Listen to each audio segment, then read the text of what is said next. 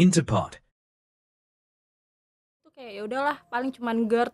Betul. Ya udahlah paling cuman pusing, besok tinggal lanjutin lagi aktivitasnya. Padahal mereka nggak tahu ya Iya. impact dan resikonya ketika mereka Dampaknya tuh besar loh, Sin. Jadi hati. Rasa sayangi, rasa sayangi, lihat nona dari jauh, rasa sayangi.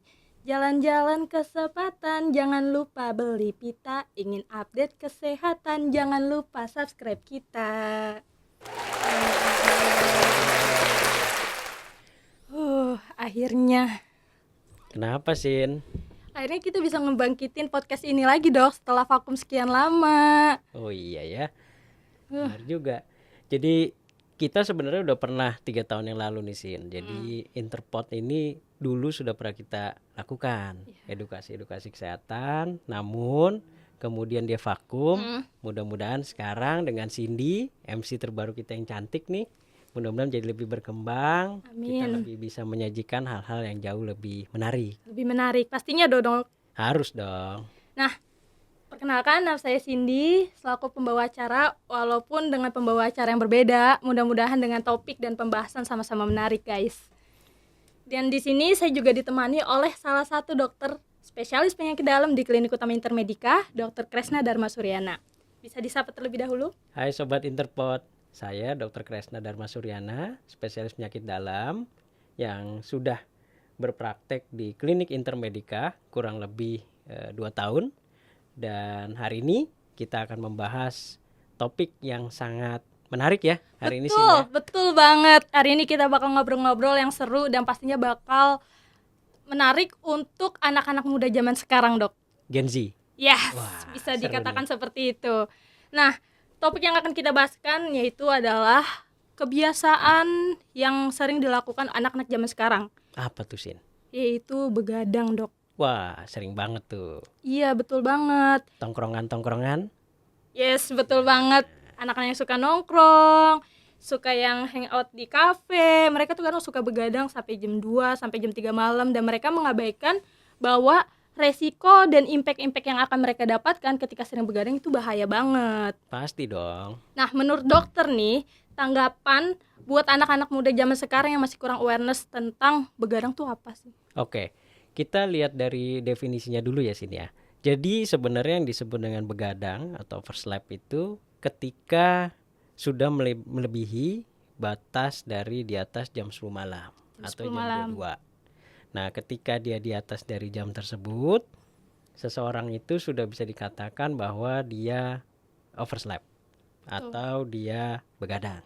Begadang. Nah, yang perlu diperhatikan bahwa bukan soal jumlah istirahatnya 7-8 jam, tetapi efek ketika kita lebih dari jam 10 malam tidur, itu justru nanti pengaruhnya bisa buruk. Oke, berarti kalau misalnya jam 11 itu udah bisa dikatakan begadang ya? Betul, kalau kita mengacu pada definisi sebenarnya, Sin, dia udah lewat 1 jam tuh. Bahkan lewat 5 menit, setengah jam aja sebenarnya udah dianggap oversleep. Oversleep ya, Dok, ya. Nah, kan di sini saya pribadi ya, Dok, ya, juga suka masih sering begadang nih. Betul. Tidurnya jam 11 malam, bangunnya jam 7 pagi. Mohon maaf. Nah, jadi saya agak rada takut nih, Dok, untuk hal-hal kayak gitu sekarang. Oke. Sekarang kamu mesti gini dulu. Prinsipnya adalah ketika kita tidur lebih dari jam 10 malam, mesti kita pikirkan dulu apa yang sebenarnya dikerjakan. Gitu ya. Apakah itu kegiatan yang dikerjakan terus-menerus atau sewaktu-waktu atau dibikin. Kan ada beberapa orang yang memang mungkin emang males nih, belum bisa tidur, ya udah kita bikin, akhirnya main HP, main game. Betul banget, guys. Kan nongkrong kadang-kadang kan. Betul. Nah, tapi mesti dipikirkan bahwa kita harus menjaga organ tubuh kita. Kita harus jaga nih kesehatan kita, guys. Harus sayangi diri. Betul, makanya kan ada ungkapannya, sayangi diri kalian, sayangi keluarga kalian. Nah, kenapa gitu? Jadi ketika kita oversleep, ada beberapa masalah yang akan timbul. Dari yang sifatnya sederhana, dari psikis nih, kita ngomong mental. Oh, berarti ini udah ke resikonya nih ya? Betul, sampai nanti dia itu bisa berdampak pada medis. Oke. Nah, ketika kita dari yang paling simpel masalahnya adalah mental, kita akan berhadapan dengan yang namanya mental illness. Jadi masalah di mental tuh. Kadang-kadang seseorang yang kurang tidur atau dia begadang, dia akan menjadi lebih mood swing. Ngerasa lagi. Tahu nggak mood swing kamu? Tahu, kadang kalau suka tidurnya malam, bangunnya agak lebih pagi gitu. Betul. Jadi suka bangun-bangun suka pengen marah-marah, tiba-tiba ngambek. Betul. Nah guys, jadi kalau mood swing itu sebenarnya simple. Kayak yang tadi Cindy bilang tuh. Jadinya emosinya labil. Kayak orang lagi premenstruasi kalau perempuan. Yes, betul. Nah, moodnya nggak bisa ketebak. Betul. Kadang yang harusnya dia happy, dia jadi sensitif. Diajak ngomong sedikit, dia langsung ngambek. Ya kan? Dokter Kresna pernah tuh Cindy ambekin. Cuman kan itu baru yang paling simpel tuh Sin. Iya. Jadi baru mental illness. Habis itu kemudian kita merambah lagi kalau misalnya dia terus-terusan kurang tidur, hati-hati kelelahan. Kelelahan yang terjadi itu adalah dia mungkin berkendara, bawa kendaraan roda 2, 3, 4 di jalan raya, hati-hati apa Sin? Bisa jadi kecelakaan. Kecelakaan. Nah, sopir-sopir truk, sopir kendaraan yang sering kejadian di lapangan itu adalah kan dia mungkin mengendarai lebih dari belasan jam. Dia kan antar kota, antar pulau. Nah, berharap bahwa dia tetap kuat, tapi ternyata sebenarnya dia ngantuk. Itu yang terjadi kecelakaan di perjalanan. Tapi ngomong masalah kayak tadi perjalanan saat mereka ngantuk, kadang tuh sini pernah sih beberapa kali nanya sama orang-orang, mereka tuh meyakini dirinya dia tuh sebenarnya tuh masih segar walaupun dia tuh sebenarnya ngantuk, Dok. Betul. Sampai kejadian dimana dia tuh sampai ngalamin microsleep. Itu dia yang hati-hati. Justru ternyata sebenarnya secara teorinya nih, risetnya, microsleep itu adalah salah satu faktor resiko terjadinya kecelakaan yang tinggi di jalan raya.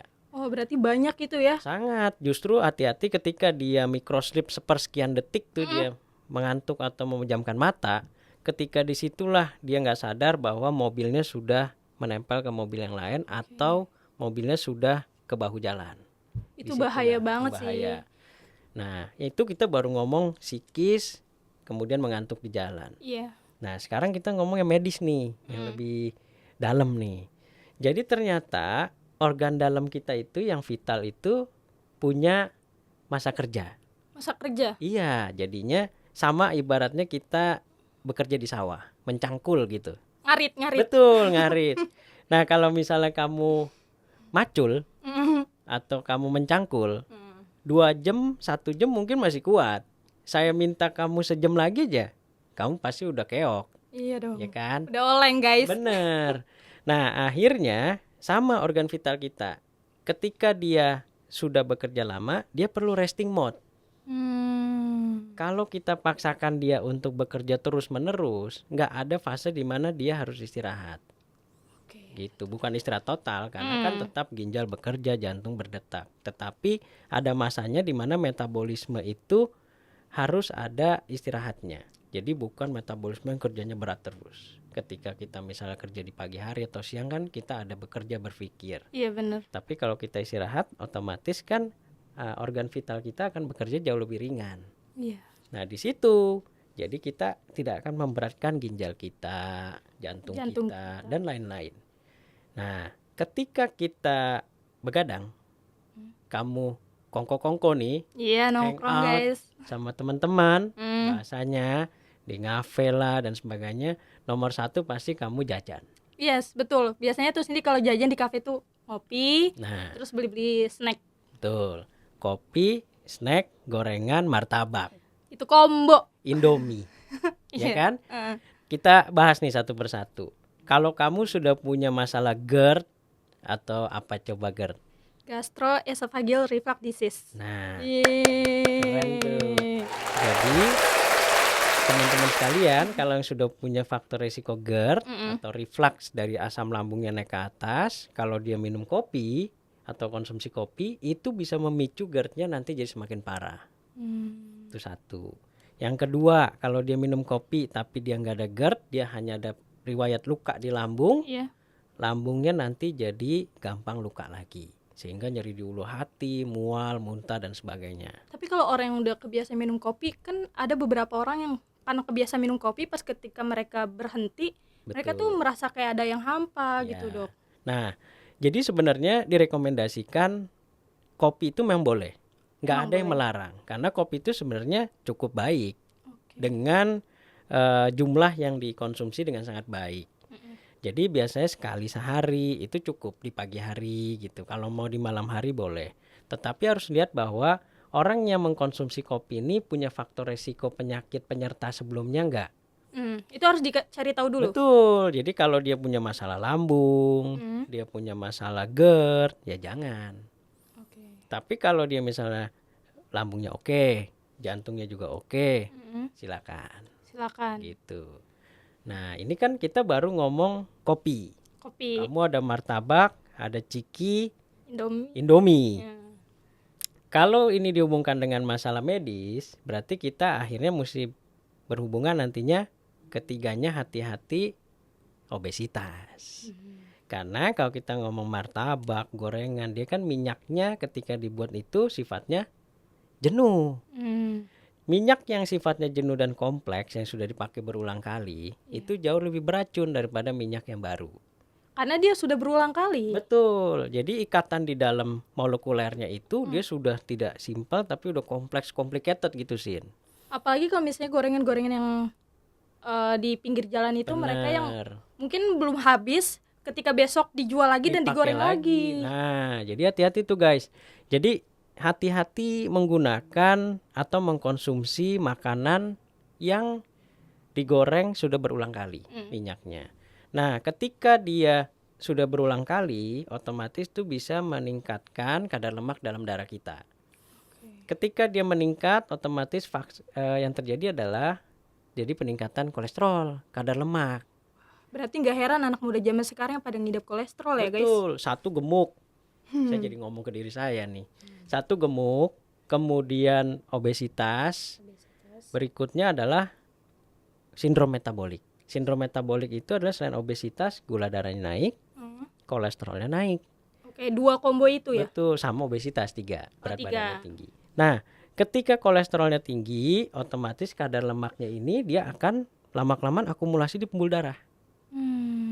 Ketika dia akumulasi pembuluh darah kita yang awalnya bersih kosong, aliran darahnya baik, lama-kelamaan kesumbat tuh, Sin. Karena sering mengkonsumsi makan-makanan tersebut. Betul, karena terjadi penumpukan lemak yang menyebabkan akumulasi di pipa pembuluh darah kita.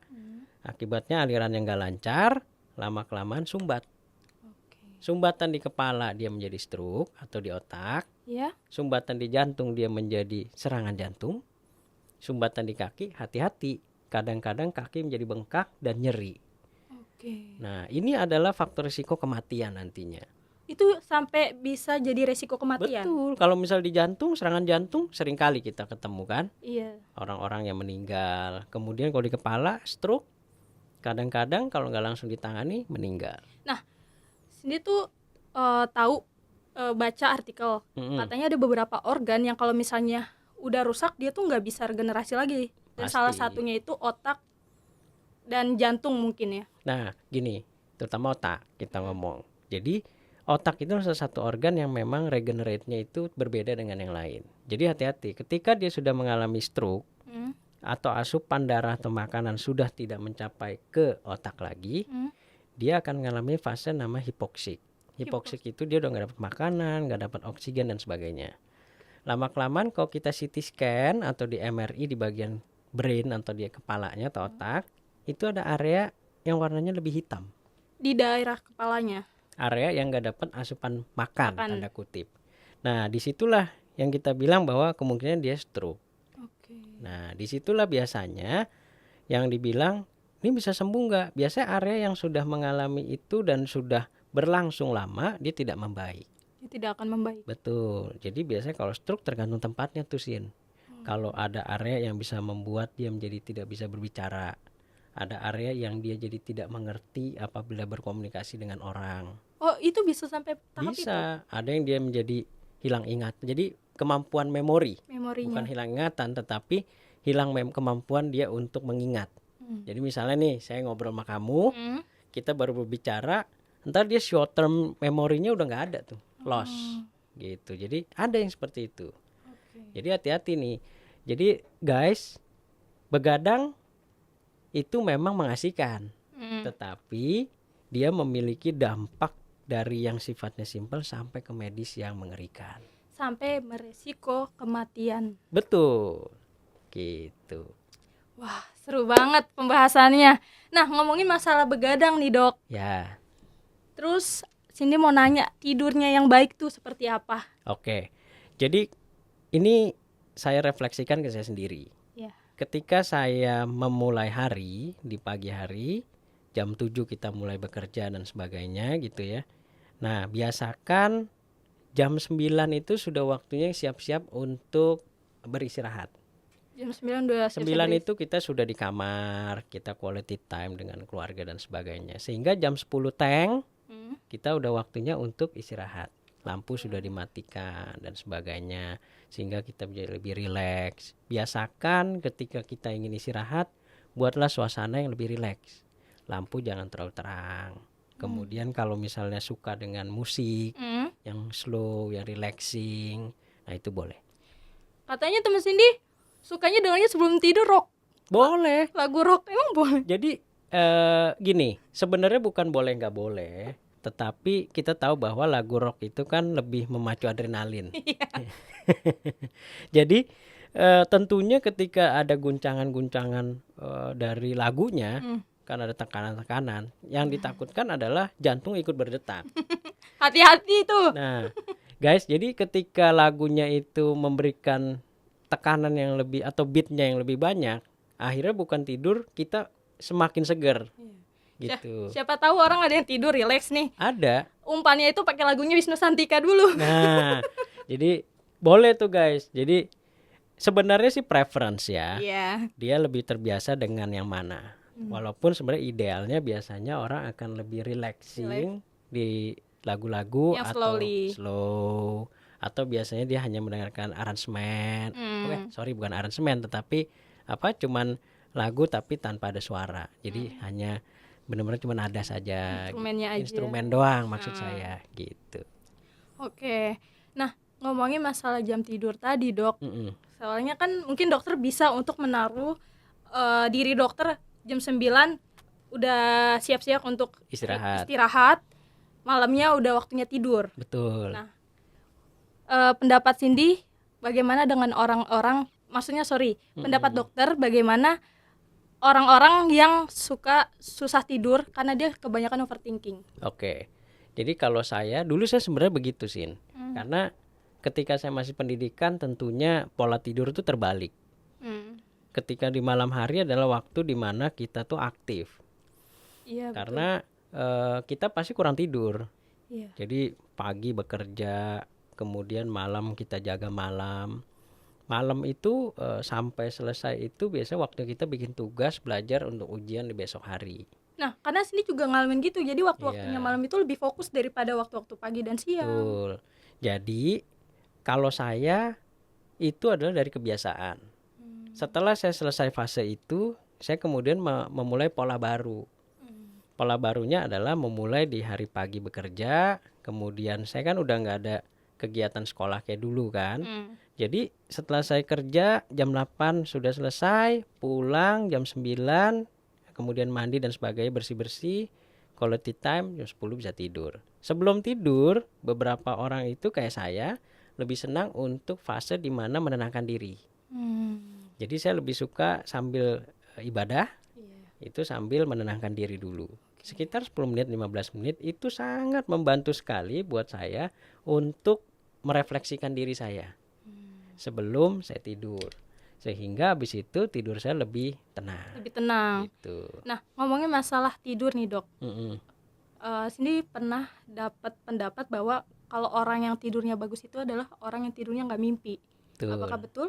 Ya, jadi mimpi itu adalah bagian dari apa yang terjadi pada kita di lingkungan sebelumnya, apa yang terjadi pada kegiatan kamu sebelumnya. Ketika kita bisa melalui itu dengan baik, kita bisa menyelesaikan, mensolusikan apa yang terjadi di pagi hari atau siang kamu kerja, biasanya tidak terbawa. Nah, kamu mungkin bisa ngikutin apa yang saya kerjain tuh Sin. Jadi saya biasanya sebelum tidur itu ketika ibadah saya akan melakukan refleksi diri. Refleksi diri dulu. Benar. Biar relax. Benar. Jadi apa yang kita kerjakan di hari ini itu jangan sampai dibawa ke esok hari. Jadi hari ini selesai di hari ini, kemudian besok kita akan memulai lembaran baru lagi. Gak bisa, karena sih orangnya overthinking. Ya, ini masalah anak muda banget nih. Ini guys, overthinking adalah masalah Gen Z banget. Overthinking akan sesuatu nanti di depan gimana, Iya. nanti mau kerja seperti apa, kalau udah menikah nanti anaknya gimana, suaminya gimana, banyak deh. Overthinking dari Gen Z itu banyak, karena pola pikirnya tentu berbeda dengan generasi milenial kayak saya. Gitu. Jadi kadang-kadang ini yang mesti dicermati nih Sin. Overthinkingnya itu harus tahu dulu apa yang dipikirkan untuk lebih. Apakah itu mengganggu kualitas hidup kamu enggak?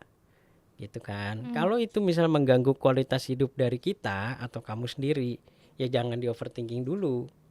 Karena kita nggak pernah tahu apa yang kita pikirkan sekarang itu pasti akan terjadi atau tidak. Nah sebenarnya itu kan salah satu kebiasaan yang pengen Cindy terapin nih dok. Tapi kadang tuh Cindy ada suatu hal yang ini tuh belum terjadi. Tapi kadang tuh Cindy udah overthinkingnya tuh udah parah banget. Jadi udah mikirnya tuh udah jauh, takut diginiin gitu loh. Tandanya kamu perlu mencari komunitas atau kamu perlu mencari orang-orang yang jauh lebih dewasa dari kamu. Sehingga kamu di sana akan memiliki mindset yang baru. Jangan mindset yang sebenarnya sama. Jadi ketika kamu hangout, ketemu dengan teman-teman yang sepemikiran dengan kamu, punya overthinkingnya, kalian akan bersama-sama begitu. Biasanya sih Cindy kalau ngobrol sama teman-teman tuh kayak overthinkingnya tuh masalah karir, masalah menikah. Biasa Gen Z. Tetapi kamu harus mencari coba lingkungan atau social life yang bisa mencari solusi. Yang sebenarnya harus lebih dewasa daripada kamu tuh Sin. Kenapa? Karena kalau kamu terus berkutat pada masalah dan lingkungan yang sama, kamu nggak akan pernah selesai dengan masalah itu. Paling cuma saling sharing aja guys. Nah, sharingnya enak, selesainya enggak. Nggak ada solusi. Tapi kalau kamu misalnya bertemu dengan orang yang tepat gitu ya, dia bisa cerita misalnya, oh ternyata fase pernikahan tuh sebenarnya enak dan itu membahagiakan gitu ya, dan bagus untuk kita punya anak dan sebagainya, dan bagaimana mengolah karir dengan baik, bagaimana mengelola kehidupan ketika sudah menikah dan sambil bekerja itu yang baik gimana, itu akan mendewasakan kamu dan kamu juga lama-kelamaan overthinkingnya berkurang. Gitu. Saya dulu gitu loh Sin. Oh dokter juga sempat. Ketika saya mau menikah nih guys, saya ketakutan saya adalah bagaimana saya bisa menghidupi anak istri saya, karena saya laki-laki. Iya, tapi BTW guys, Dokter Kresna ini baru saja mempunyai anak. Yeay. Ya, jadi itu overthinking saya sebagai seorang bapak, gitu ya. Ketika saya menikahi seorang istri, gitu, saya harus berpikir bahwa bagaimana saya siap untuk membiayai dia. Tetapi ketika saya bertemu dengan orang-orang yang tepat, saya berdiskusi dengan mereka, mereka bisa memberikan masukan bagaimana yang baik untuk kita. Nah, saya rasa kamu harus gitu juga. Di luar daripada teman-teman hangout kamu yang biasa nih, kamu harus nyari juga teman-teman yang memang bisa membawa kamu untuk mencari solusi. Kalau enggak, kamu akan selalu ada di masalah kamu. Di fase itu ya dok ya? Betul. Wah. Dan ingat, Gen Z ini selalu mendinai. Jangan suka denial atas masalah kita sendiri. Jadi kita merasa bahwa it's okay for me, tapi sebenarnya nggak oke loh. Gitu. Contohnya tuh dok? Nah, jadi kadang-kadang kayak kamu nih tadi nih, kamu merasa bahwa karir kamu oke-oke aja. Tapi sebenarnya ketika kamu menjalani itu, kamu tertekan, kamu nggak menjadi diri kamu. Nah, ketika itu kamu harus berpikir bahwa sebenarnya karir saya yang ini tuh benar apa enggak. Karir yang benar adalah ketika kamu jalanin, kamu bisa menjadi diri kamu kamu berkembang di situ, tempat kamu bekerja memberikan kamu berkembang lebih. Gitu. Benar-benar sangat ini ya, sangat menyentuh hati untuk nasihat-nasihat dokter pribadi untuk Cindy sendiri, karena udah bisa mengatasi ke depannya Cindy nggak boleh overthinking, cari relasi yang baru, Betul. biar bisa sama-sama saling sharing dan kasih solusi. Bener. Jadi sebenarnya teman-teman nih guys, apa yang tadi saya coba edukasi ke Cindy itu bisa dipakai juga buat teman-teman sekalian nih. Iya. Jadi ketika punya masalah, jangan kita berhenti di satu komunitas yang memang memiliki masalah yang sama. Tetapi carilah lingkungan yang bisa membantu kita. Kita ada orang tua loh. Kita ada kadang-kadang kakak kita, kita kadang-kadang punya saudara kita yang lebih tua. Itu adalah tempat kita untuk sharing gitu. Nah itu kan jadi kan salah satu penyebab Cindy susah tidur tuh dok. Betul. Karena overthinking pikiran-pikiran tersebut. Nah ada lagi nih yang bikin Cindy susah tidur. Apa tuh? Main handphone. Kayaknya itu masalah semua orang deh. Iya, salah satunya Cindy guys. Termasuk saya. Kadang-kadang saya kalau nggak keingetan mungkin main handphone bisa kelamaan. Apalagi kalau udah Netflix. Iya. Wah itu nonton terus tuh Sin. Tapi kadang Cindy suka yang namanya mata Cindy tuh udah ngantuk. Tapi pas main handphone tuh jadi seger gitu. Karena ketika kita bermain handphone, kita membuka layar handphone kita, ada cahaya yang keluar dari handphone kita. Ketika layar itu mengeluarkan cahaya, otomatis di dalam mata kita itu, otot-otot mata dan sarafnya itu semuanya menyebabkan akomodasi yang maksimal. Sehingga ototnya ditegang, kemudian mata juga di lensanya semakin lebar dan sebagainya. Sehingga itu menyebabkan kita bukan mengantuk, tetapi kita jadi semakin segar. Tapi hati-hati tuh Sin. Iya. Ketika namanya juga sesuatu yang dipaksain, otomatis dia akan capek. Itu akan mengganggu otot-otot di sekitar saraf mata kamu. Lama-kelamaan kamu menyebabkan nyeri kepala. Iya. Nah, suka sakit sih. betul.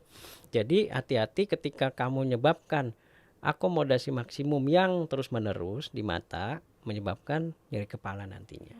Gitu. Berarti itu jadi penyebab ya kenapa kita yang awalnya ngantuk ngeliat handphone jadi seger lagi. Ternyata belum lagi radiasinya. Waduh. Ya kan? Nah kita kan tahu bahwa ada beberapa barang elektronik yang memancarkan radiasi yang nggak baik. Nah, hati-hati tuh, itu juga bisa menyebabkan nyeri kepala loh. Tapi itu bisa jadi dampak yang serius nggak sih dok? Kalau dampak serius sampai menyebabkan mutasi dan sebagainya mungkin enggak ya. Karena ini kita nggak berbicara radiasi seperti sinar terkena ronsen, radiasi sinar begitu ya. Kalau ini kan radiasi dari handphone dan sebagainya. Yang paling ringan adalah nyeri kepala atau mengganggu persarafan di brain atau di otak. Itu aja yang paling sering. Itu bisa bikin on nggak dok? On mungkin enggak ya. Tetapi paling biasanya lebih mengganggu kualitas kamu. Nanti kamu jadi pusing, kerja jadi nggak bagus. Kadang-kadang kalau udah berlebihan, kamu pernah tahu nggak sindrom yang orang yang main handphone terus anak kecil? Dia mengganggu kualitasnya si anak itu, sehingga dia jadi, kalau nggak salah dulu ada pernah saya lihat anak kecil yang dia main handphone keterusan, dia addicted, akhirnya nggak bisa lepas dari handphonenya. Oh dia langsung kayak tantrum gitu ya? Betul, dia tantrum. Hati-hati jangan sampai seperti itu. Oke. Gitu, karena dia sudah mengganggu signaling yang ada di otak. Gitu. Kayaknya itu jadi challenging Cindy buat nanti ke depannya ketika jadi ibu. Nah, soalnya sekarang itu ada divisi dari bagian psikologi atau ya di bagian kejiwaan, ya dokter kejiwaan itu ada divisi adiksi. Jadi orang-orang yang gitu ya? Candu handphone, candu macam-macam terutama handphone gitu. Penasaran Cindy udah sampai candu nggak ya? Belum lah. Kalau kamu udah candu, HP kamu taruh, kamu tantrum. Nah, ngomongin masalah tadi begadang. Tipsnya kan tadi juga dokter sudah jelaskan ya. Mungkin dengan cara jam 9 malam siap-siap untuk tidur, terus lampu dimatiin, kita harus taruh semua masalah-masalah ataupun pikiran-pikiran kita untuk kita bisa tidur yang lelap. Nah, ngomongin masalah penyakit-penyakitnya yang tadi juga sudah dokter jelaskan, Cindy tuh sempat ngeliat di FYP TikTok. Jadi salah satu remaja nih guys, umur 21 tahun, karena dia sering begadang, dia tuh sampai terkena stroke dok. Wah, ngeri dong. Iya, Dan ini harus kita bahas nih dok, karena ini menarik banget menurut saya ya. Karena apakah sebegitunya kalau misalnya kita sering begadang sampai kita tuh bisa terkena stroke? Oke. Ini sebenarnya yang tadi saya bilang. Pengaruh begadang tidak hanya dari yang simpel, tetapi bisa sampai medis.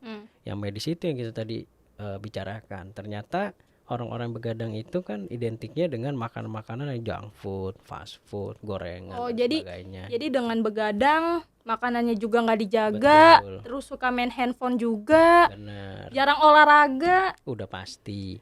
Terus juga kan organ vitalnya juga menjadi lelah. Otomatis sesuatu yang lelah dia nggak bekerja optimal, ya otomatis penyakit yang datang. Salah satunya adalah ketika dia penyumbatan akibat kadar lemak yang berlebihan di jantungnya, di serangan jantung, di kepala ya jadi stroke, di kaki jadi bengkak di kaki. Gitu. Serem banget ngomongin masalah begadang, walaupun masih banyak orang yang ngabain nih dok. Begadang ini tuh kayak ya udahlah paling cuman GERD. Betul. Ya udahlah paling cuman pusing, besok tinggal lanjutin lagi aktivitasnya, padahal mereka nggak tahu ya impact dan resikonya ketika mereka dampaknya tuh besar loh Sin. Jadi hati-hati nih guys. Jadi dari data yang ada dikatakan bahwa sekarang pengidap orang-orang yang mengalami serangan jantung, masalah sindrom metabolik gitu ya, itu umurnya semakin muda. Wah, pengaruhnya salah satunya begadang. Begadang, pola makan yang gak baik dan sebagainya. Jadi sudah jadi penurunan usia nih. Jadi hati-hati nih Gen Z, pesan saya, jaga kualitas hidup Anda, jaga kesehatan Anda. Kalau bisa pola tidur nomor 1 dijaga. Pola tidur ya dok ya. Ngomongin begadangnya udah, tadi ngomongin masalah makanan yang gak dijaganya juga udah. Ngerokoknya nih dok. Ngerokok, nge-vape. Oke. Kadang tuh ada beberapa anak muda yang mereka juga terapkan hal itu. Ya.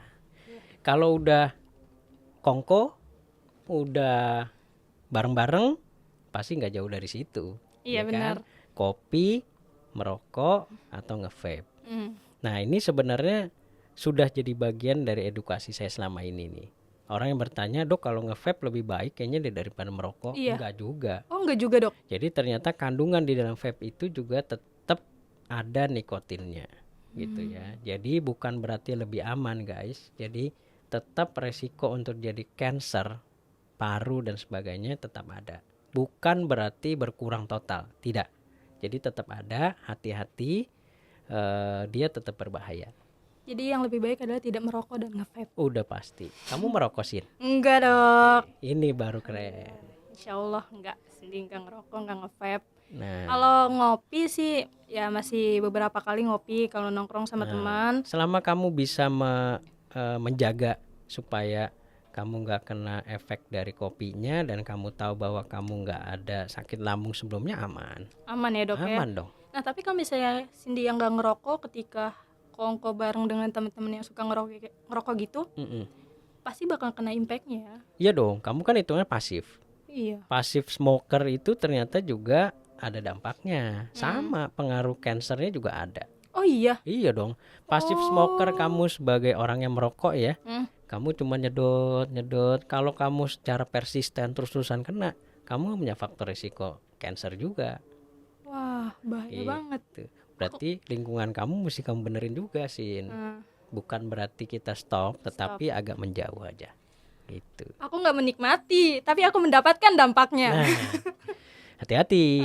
Jadi ternyata nggak bisa di underestimate ya, pasif smoker pun juga bisa cancer. Bisa jadi cancer ya? Sangat bisa. Banyak kok saya ibu-ibu yang dia sebenarnya bukan perokok ya guys ya, suaminya yang merokok. Kasihan, justru suaminya yang nggak kenapa-napa, ibunya yang kena cancer. Padahal kejadian cancer paru itu kan banyak di laki-laki ya, karena dia smoker dan sebagainya. Ternyata ibu-ibu yang mengidap karena passive smoker, dia mengalami itu. Gitu. Sebenarnya itu juga salah satu pikiran para laki-laki yang kalau misalnya dia sayang dengan keluarganya, dia harus menjauh dan harusnya bisa berhenti. Gitu. Saya selalu bilang ke pasien saya bahwa kalau mau merokok di luar dulu. Ketika selesai merokok baru ke dalam. Ada anak kecil, ada istri dan sebagainya. Jadi sayangilah keluarganya gitu. Tapi Kalau ngomongin masalah orang yang rokok nih dok, Mm-mm. kadang tuh ada beberapa orang yang memang tuh dia udah addict Mm-mm. sampai susah untuk ngeberhentinya. Nah ini susah. Ini balik lagi bagaimana dia bisa mengubah mindset. Kalau kita sudah bisa mengubah mindset, kita akan bisa ngontrol. Oke. Tapi kalau kita belum bisa mengubah mindset, susah. Jadi Jadi, benar-benar harus bikin dia betul. ini dulu ya. Bukan edukasi untuk stop secara langsung. Stop secara langsung sesuatu yang udah addicted itu susah. Jadi guys, kalau misalnya kita mau meminta dia untuk mengurangi, bertahap. Karena sesuatu yang udah addict itu kalau kita stop nol nggak mungkin. Karena dia pasti akan berpengaruh di badan dia juga. Itu ya, karena badan dia sudah butuh itu. Jadi kalau saya selalu edukasi, kurangi dulu sekian persen. Berjalan selama sekian bulan berhasil, turun lagi sekian persen. Nah, kalau dia bisa ekstrim, oh ya dok, saya takut nanti anak istri saya sebagai passive smoker, kanker paru, saya akan stop total. Good. Karena dari mindsetnya dia Iya, sendiri. kalau dia punya mindset yang bagus gitu. Tapi berapa persen yang seperti itu? Nggak banyak sih. Gak banyak. Iya. Dan dengar-dengar katanya kalau untuk orang yang bisa mengurangi mereka ngerokok itu dengan cara mengonsumsi permen. Itu benar nggak sih dok? Ya itu sih benar gak benar. Sebenarnya itu kan mengalihkan. Oke. Itu sama kayak tadi mengubah mindsetnya. Jadi yang awalnya harus merokok diubah dengan cara menghisap permen. Atau ngemut permen. Itu kan hanya mengalihkan. Tetapi hati-hati ketika mengkonsumsi permen, gulanya naik. Oh iya. Iya, jadi masalah baru yang lebih jahat juga muncul gitu. Sebenarnya ini juga jadi challenge ya buat orang-orang yang mereka udah addict. Jadi ketika kita masalah addict pada rokok, itu perannya adalah diri sendiri, keluarga, orang yang disayangi, keluarga dan lingkungan. Kalau dia ini dua bagus tapi lingkungan tetap merokok, dia akan kembali merokok. Tapi kalau ini dia berhasil untuk pindah ke lingkungan yang lebih baik, pasti dia baik. Seperti itu ya. Wah, ini info-infonya benar-benar dipakai banget nih pasti buat anak muda zaman sekarang. Wah, mudah-mudahan nih. Iya, manfaat banget. Dan guys, jangan lupa untuk subscribe, like, dan komen juga. Nanti kita harus akan dong. ngebahas. Kalau di komen, kita nanti jadi tahu untuk perkembangan kita. Kira-kira teman-teman ada nggak nih topik-topik lain mungkin yang bisa kita bahas nih? Ya, betul. Nggak perlu medis, mungkin teman-teman mau nanya, dok ini. Iya. Kita tinggal cari narasumbernya yang terbaik. Sip, ini juga terbaik dok. Iya dong. Nanti ada spesialis kandungan kita. Wih, ada spesialis anak juga Betul, nanti. banyak. Ada dokter-dokter umum kita juga yang hits nih. Yes, betul banget. Aku nunggu banget narasumber yang lainnya. Harus dong. Iya. Nah, dengan waktu yang lumayan agak lama, tapi kita nggak berasa karena sering. Nggak banget. Iya. Mm-mm. Karena udah ngobrol kayak gini kan jadi ke bawah suasana nih dok. Betul. Nggak sadar nih kalau waktunya udah segini ya. Jadi kita harus berpisah dulu guys. Iya dong. Nanti bakal ada topik yang lebih menarik, yang lebih seru. Tentunya nanti kalau bisa kita akan mengajak teman-teman mungkin live streaming juga nih. Boleh. Jadi yang mau bertanya langsung, yang mau mungkin menanyakan topik tertentu bisa langsung tuh Sin. Ya kan? Gitu. Oke, terima kasih Dokter Kresna Thank you, atas Cindy. infonya, edukasinya. Ini benar-benar menarik banget dan mudah dicerna untuk teman-teman yang lagi nonton. Mudah-mudahan akan kepake dan bisa diterapkan ya. Mudah-mudahan terpakai buat semuanya, berguna dan bisa disosialisasikan ke keluarga dan lingkungan sekitar. Salam sehat. Salam sehat guys. Dah.